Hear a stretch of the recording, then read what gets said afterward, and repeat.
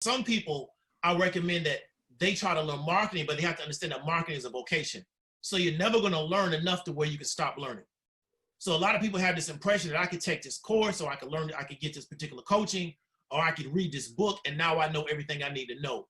Understanding how to psychologically manipulate humans is something that you're going to be studying the rest of your life. Even though if you learn it at a fundamental level, a small piece can be very powerful, but it's like a skill. You got to keep learning how to hone that skill. So if you have a particular skill, let's say you learn how to dribble the basketball. Mm-hmm. You could have a particular dribble that works all the time, but it works all the time because you practice it all the time. So you may have a particular move you do, it works because you do it all the time, even though it's a very basic and simple move.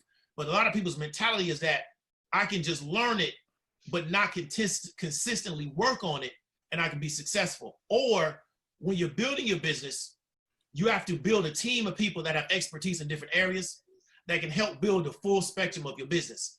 You don't have a business just because you have a particular skill set that you're in the marketplace with. You're just a person in the market with that skill set that's trying to sell your services or your product to somebody, but you don't have a real business till you have that organized element where there's different aspects to your business and they're all working together, some type of cohesion. Interesting. Yeah. So, man. So, every time you say something, I'm like, my brain is rattling because you're saying a lot of great information there. Like we talked about, learning to psychologically, right, manipulate people, and that kind of sounds negative in a way. But when you think about marketing at its base, that's pretty much what it is. You're psychologically moving people one way or another. Yeah, definitely. See, we've been taught in the West to have a negative perspective of the word manipulation. So manipulation is essential to your life. So let me give an example. When you have a child, the child is an infant. So the child, if the child is not successful manipulating the mother to feed it or give it some type of nourishment, the child dies.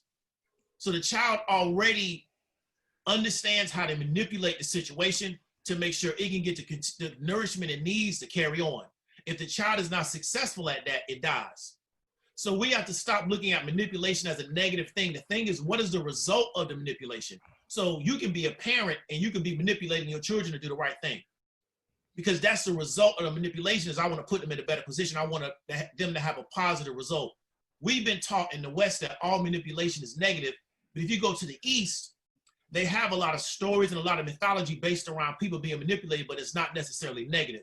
But in the West, we think the word, if somebody says, well, this person is a manipulator, we think that word is always 100% negative, and it doesn't have to be. Mm-hmm. I can be trying to manipulate people in a way in which I want to get a positive result for them, but I have to psychologically manipulate them to get them to go and pursue what it's going to take to get that result.